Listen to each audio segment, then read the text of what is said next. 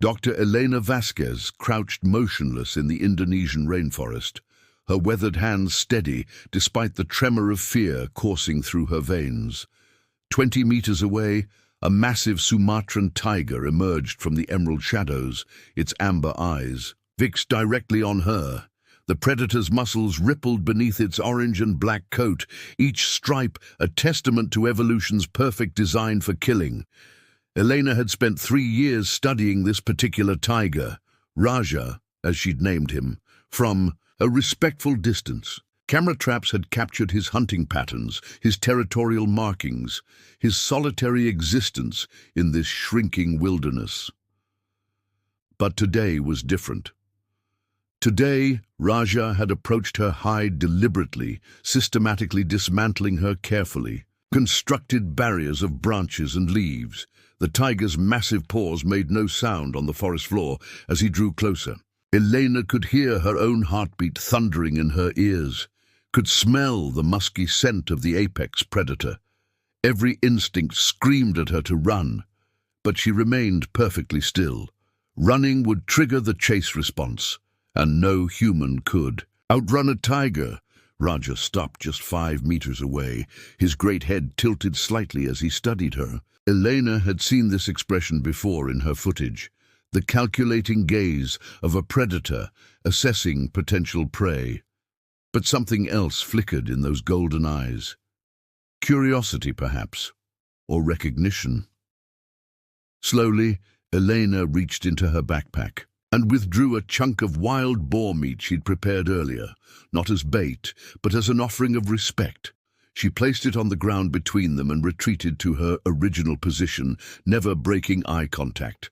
The tiger's nostrils flared. Catching the scent, he approached the meat cautiously, his powerful shoulders rolling with each step. Elena watched as he examined her gift, then lifted his massive head to look at her again. In that moment, something shifted between them. A microscopic crack in the wall of predator and prey. Raja consumed the meat in powerful bites, but his eyes remained on Elena throughout. When he finished, he didn't retreat into the jungle as expected.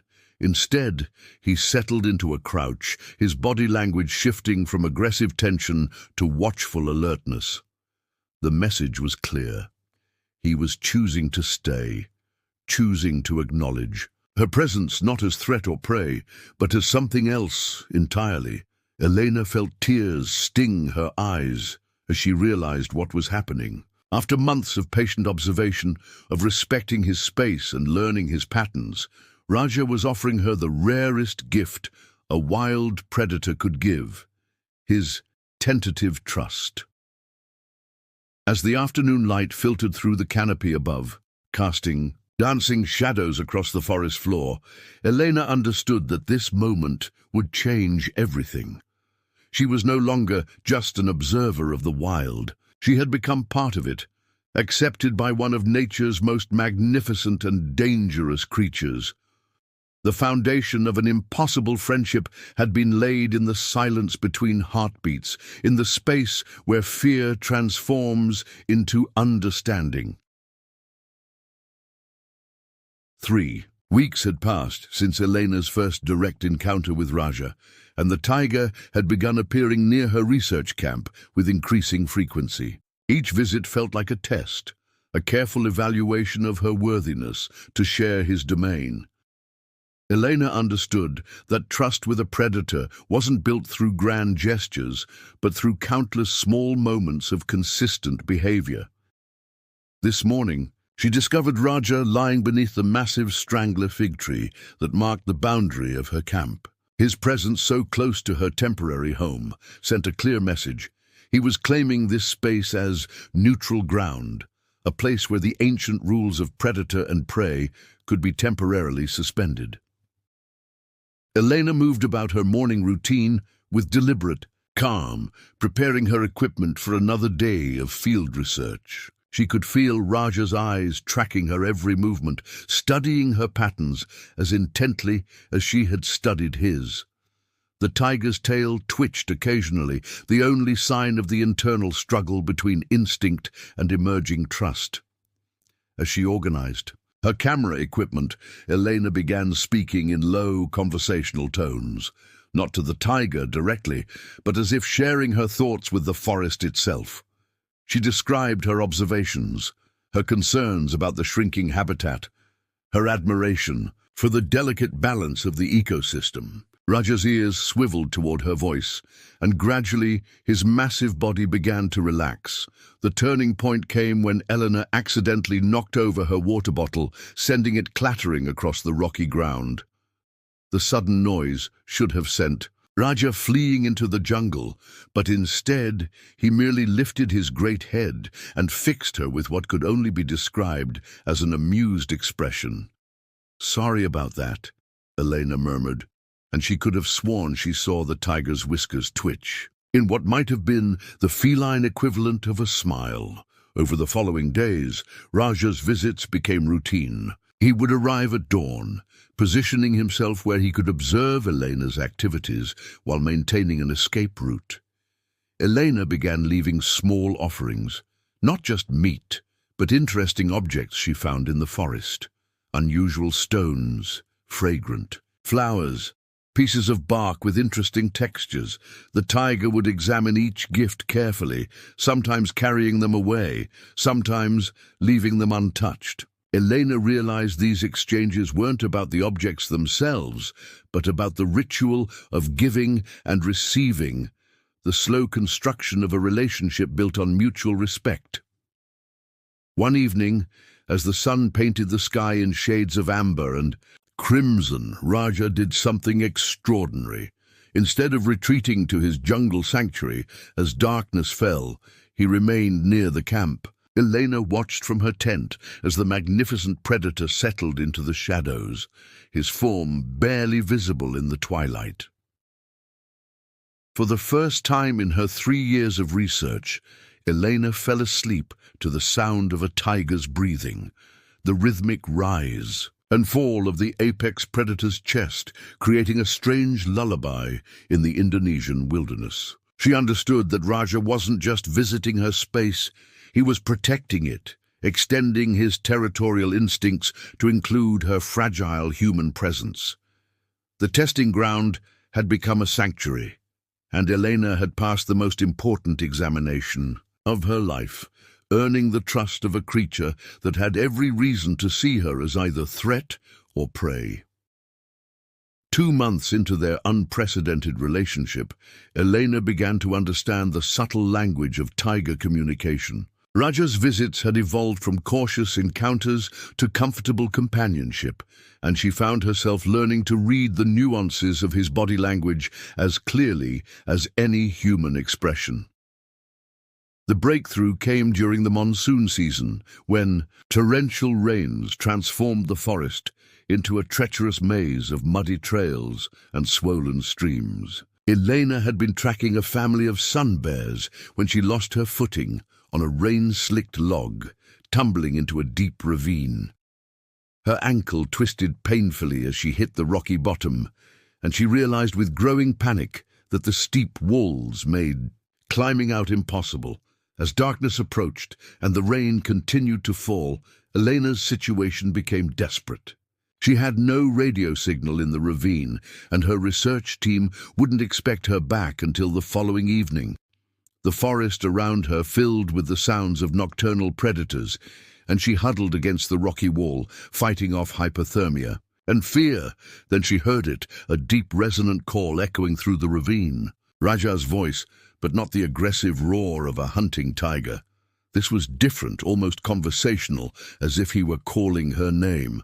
Elena responded with her own voice, shouting as loudly as she could manage through chattering teeth.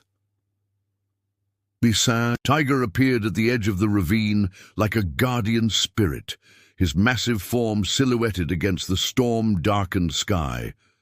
For several minutes he paced the rim, his agitation evident in every movement. Elena watched in amazement as Raja began to vocalize, not roaring, but producing a series of chuffs and low rumbles that seemed almost like speech. What happened next challenged everything Elena thought she knew about wild animal behavior. Raja, disappeared from view, only to return with something in his massive jaws, a fallen branch, thick and sturdy.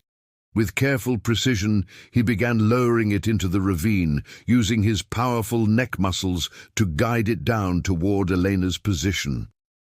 You see, branch wasn't long enough to reach the bottom, but it created a crucial stepping stone. Raja repeated the process, bringing more branches, creating a rough ladder that Elena could use to climb towards safety. Each piece of wood was placed with deliberate care, the tiger's intelligence evident in every calculated movement. As Elena hauled herself out of the ravine, her injured ankle screaming in protest, she found Raja waiting for her. The tiger approached closer than ever before, his massive head lowering until she could feel his warm breath on her face.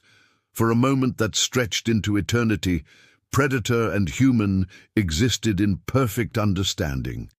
Elena reached out with trembling fingers, not quite touching but hovering near the tiger's magnificent head. Raja's eyes closed briefly, and she realized he was offering her the ultimate gesture of trust, exposing his vulnerability, allowing her into his personal space without reservation.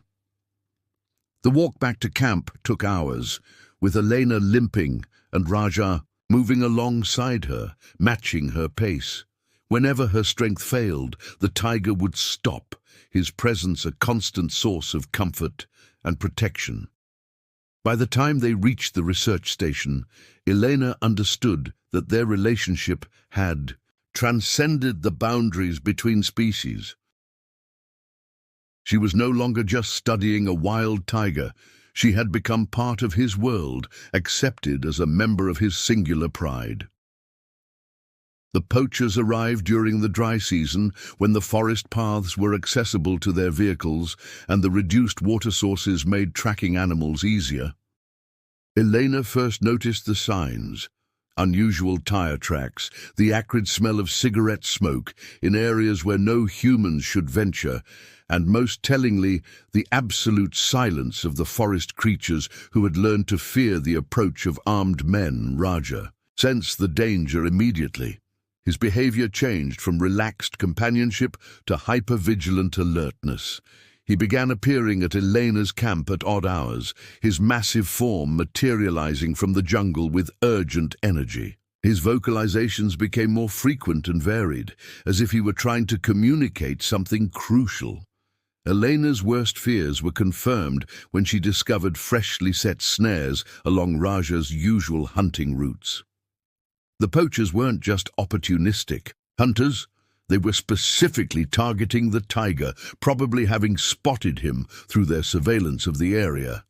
The snares were professionally made, designed to hold an animal as powerful as Raja without killing him immediately, maximizing the value of his parts. That night, Elena made a decision that would have seemed impossible just months earlier. She abandoned her neutral observer role and chose to actively protect the tiger, who had become her unlikely companion. Using her knowledge of Raja's territory, she began systematically dismantling the snares, marking their locations on her GPS, and documenting evidence of the poaching operation. Raja watched her work with apparent understanding, his golden eyes reflecting an intelligence that went beyond instinct. When Elena approached a particularly well-hidden snare, the tiger actually stepped forward, using his massive paw to point out additional traps that her human senses had missed. The partnership became explicit when the poachers returned to check their snares. Elena was crouched behind a massive buttress root, photographing evidence, when she heard the rumble of approaching vehicles.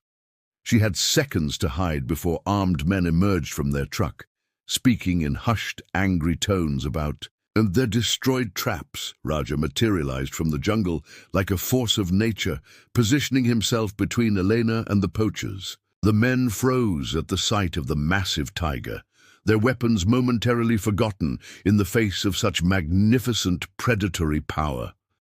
But instead of attacking, Raja simply stood his ground, his message clear: this territory was protected. Elena watched in breathless amazement as the tiger began to stalk the poachers, not to kill, but to intimidate. He moved through the shadows, allowing glimpses of his presence, his eyes reflecting the beam of their flashlights like golden coins. The psychological effect was devastating. These men who had come to kill the tiger found themselves being hunted by him instead. The poachers fled, abandoning their equipment and leaving deep tire tracks in their haste to escape. Elena emerged from her hiding place to find Raja waiting for her, his body language expressing something she had never seen before, not just trust, but partnership. In that moment, Elena realized that their relationship had evolved beyond the simple bond between human and animal. They had become allies in the truest sense, united in their determination to protect the forest that was home to both of them.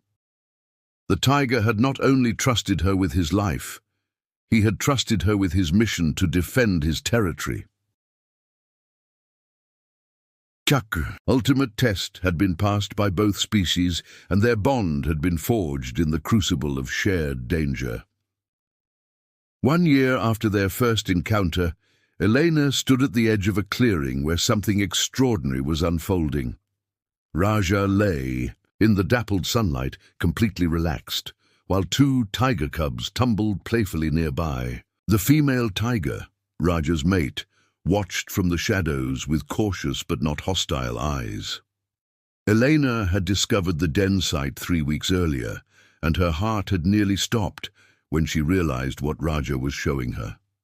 Male tigers rarely remain with their offspring, but Raja had not only chosen to stay, he had brought his human companion to witness this most intimate moment of wild tiger life.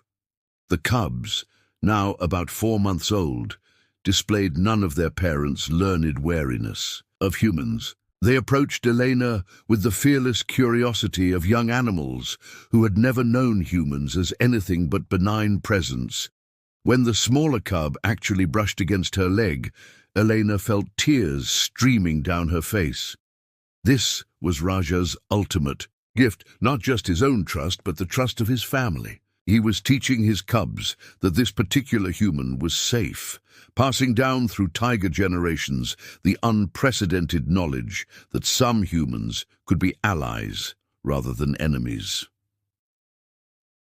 Elena's research had evolved far beyond her original study parameters. Her documentation of the human-tiger relationship had attracted international attention from conservation organizations and wildlife behavioral experts. More importantly, her work had led to the establishment of a protected corridor connecting fragmented forest patches, ensuring Raja's territory would remain intact for future generations. The poaching operation had been permanently disrupted through Elena's evidence and the psychological impact of their encounter with Raja. Word had spread through the illegal wildlife trade network about the guardian tiger who actively protected his territory alongside a human ally.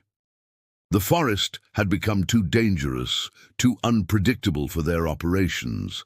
As Elena prepared to leave the forest for a brief return to civilization, to present her findings and secure additional funding for tiger conservation, Raja approached her one final time. The massive tiger walked directly to her, something he had never done before, and gently pressed his great head against her shoulder. The gesture lasted only seconds, but Elena understood its profound meaning. This was goodbye, but not farewell. This was acknowledgement that their bond transcended physical presence, that the trust they had built would endure regardless of distance or time. Standing there in the Indonesian rainforest, surrounded by the sights and sounds of a wilderness that had accepted her as one of its own, Elena realized that she had become part of something larger than scientific research. She had become a bridge between two worlds, a living testament to the possibility of understanding between species. Months later, as Eleanor presented her findings to conservation groups around the world, she would always conclude with the same: Message: trust is not given lightly by any creature, but when it is offered, it has the power to transform everything. Her work with Raja had proven that even the most fearsome predators are capable of connection, that respect and patience can overcome millions of years of evolutionary programming. The legacy of their unlikely friendship would inspire a new generation of conservationists, researchers who understood that true wildlife protection required not just scientific observation, but emotional connection. In choosing to trust a human, Raja had not only saved his own forest, he had helped save the future of human-wildlife coexistence. The story of the deadly predator who chose to trust would be told for generations, a reminder that in the space between fear and understanding, miracles can take root and flourish.